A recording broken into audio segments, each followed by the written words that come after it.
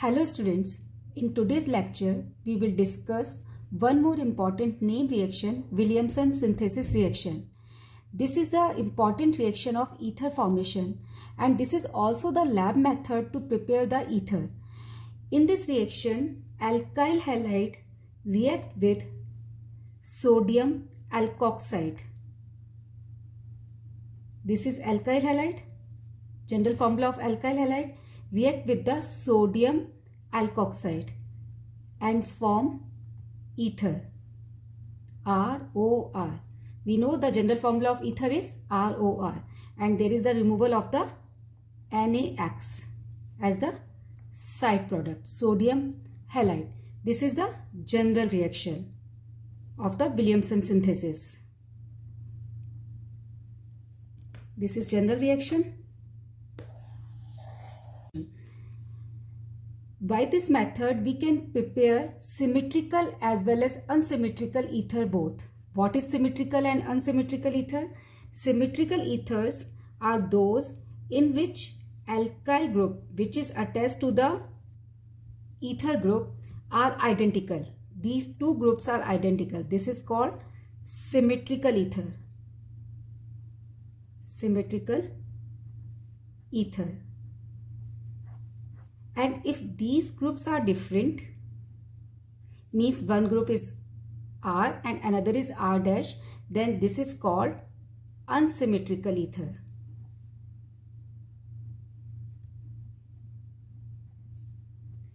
By this method, means by Williamson synthesis method, we can prepare symmetrical as well as unsymmetrical ether both.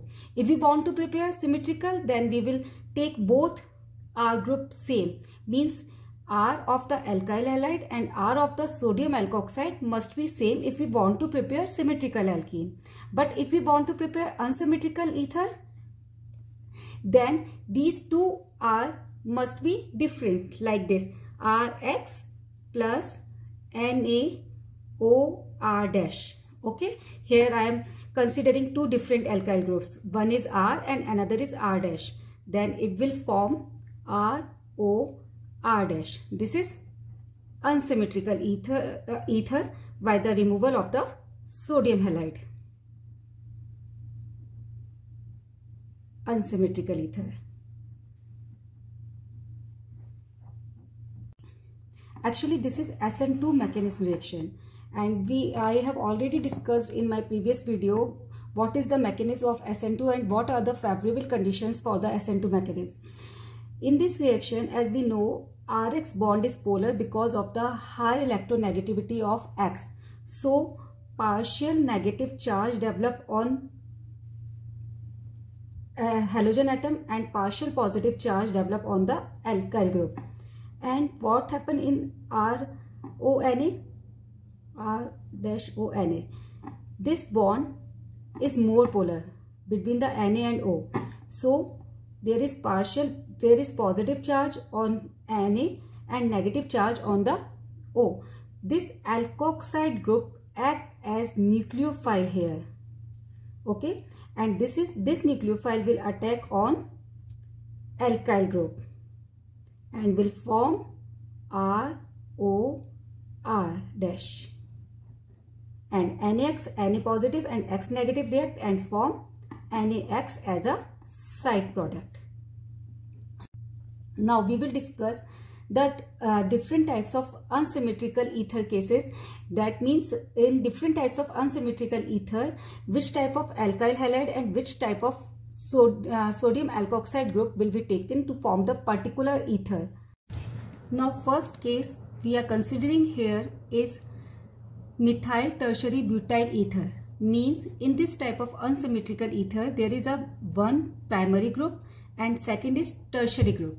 So there are two possibilities, two combinations of the reactant. First, alkyl halide is primary, means bond break like this and there is Br and there is Na. So and react with the tertiary butyl alkoxide, CONA. First combination. Okay, Second combination, second possibility is this group come from the alkyl halide. This alkyl group come from the alkyl halide, tertiary alkyl halide, react with the NaOCH3. So there are two possibilities, but in both conditions, ether is not formed. What is the suitable condition for the formation of the secondary and tertiary ethers? If one group is secondary or tertiary, then this is the suitable condition, favorable condition. By this method, we can't prepare. Why this form the ether but this combination not form? Actually, I already told you this is SN2 mechanism, and in previous video I have told you that SN2 mechanism occur only in primary alkyl halides. Reason, there is no formation of the carbonium ion. This is one step reaction, means nucleophile attack on the back side of the alkyl halide. Here in this condition, this is the alkyl halide. Okay, and what is the nucleophile here? Nucleophile is CS3, CS3, CS3, CO negative. Now this nucleophile will attack on this alkyl halide. Partial positive charge will be on this carbon and partial negative charge on this bromine ion. Now this nucleophile will attack on the back side of the alkyl halide because there is a negative charge, so it can't be attacked on the in front.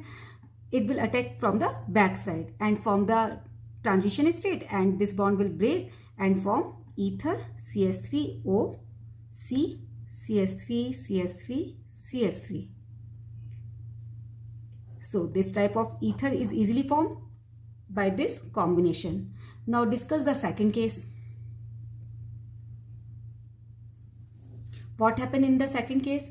In the second case, if we consider these are the reactant and we want to prepare this alkyl halide, this ether, then in this alkyl halide there is 3 bulky groups are attached to this carbon atom. So there is a lot of steric hindrance.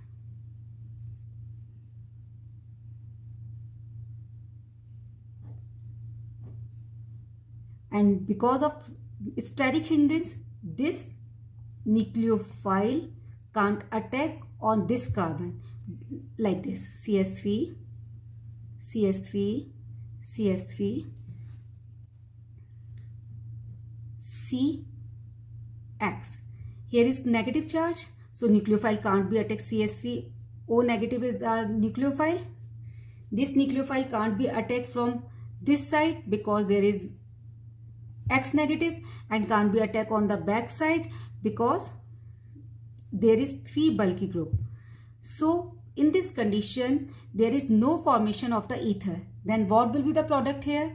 Here alkene will be formed. Why alkene is formed? Actually this CS3O negative act as a base also. It is a good base, and when it works as a base, then their X negative will react with the Na and form the NaX.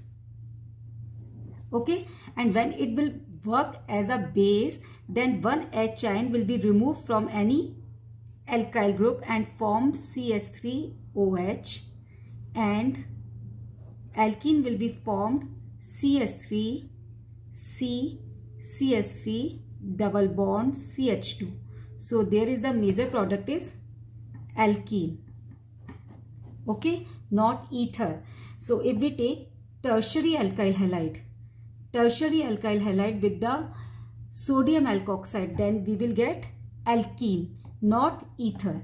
So if we want to prepare ether, unsymmetrical ether, always alkyl halide must be primary. Secondary and tertiary group is attached to the sodium alkoxide. Okay, means for the SN2 mechanism, this must be, alkyl halide must be least crowded, and least crowded condition possible in the primary alkyl halide.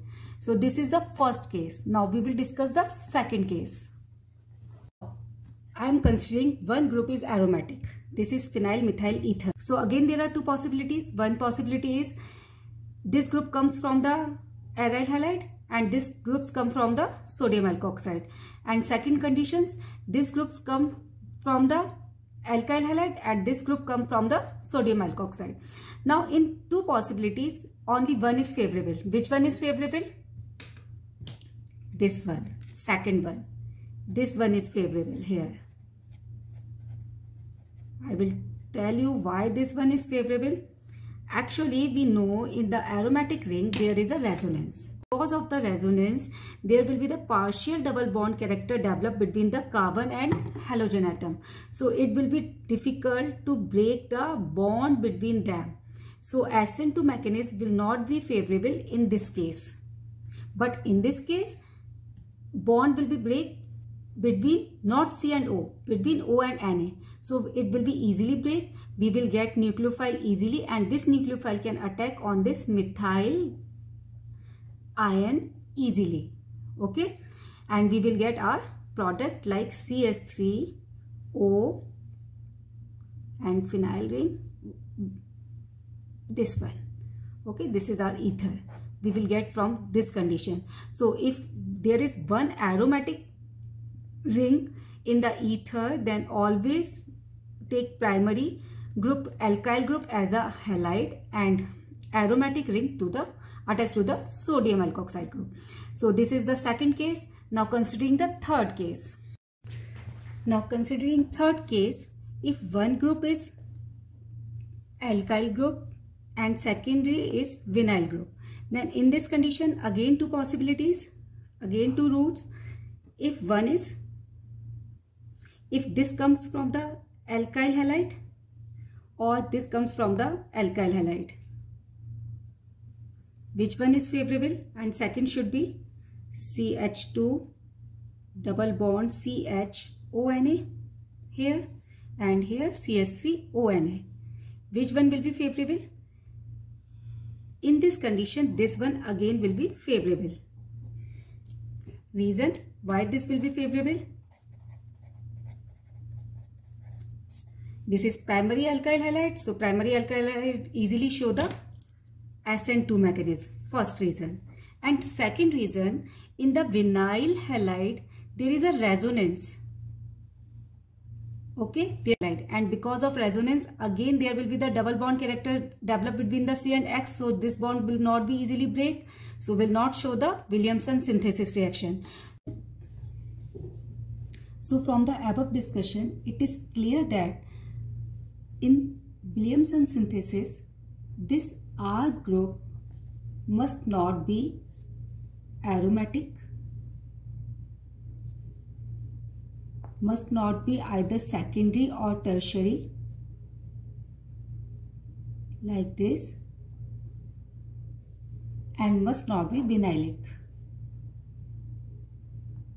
Reason I have already discussed. If it is aromatic ring attached to the halogen atom, then there will be resonance, and because of resonance SN2 mechanism is not possible. In this case, secondary or tertiary alkyl halides, there are much more steric hindrance, and because of these bulky groups there is no chance of the SN2 mechanism. So there is steric hindrance.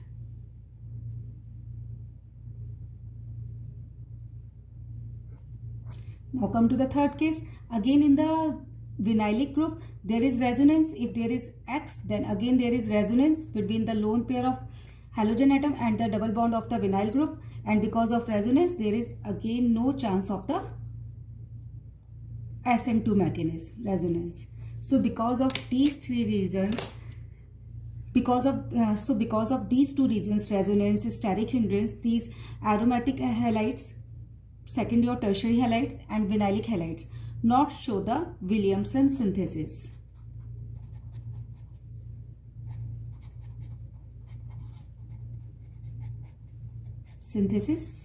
not possible in these cases. So if we want to prepare the unsymmetrical ether in which one group is either aryl or secondary or tertiary or the vinyl group, then we will take these groups on this R-ONA, not on the alkyl halide. In these conditions, we will get easily the unsymmetrical ether which have these groups by the Williamson synthesis. I hope this topic is clear to all. Thank you very much for watching the video.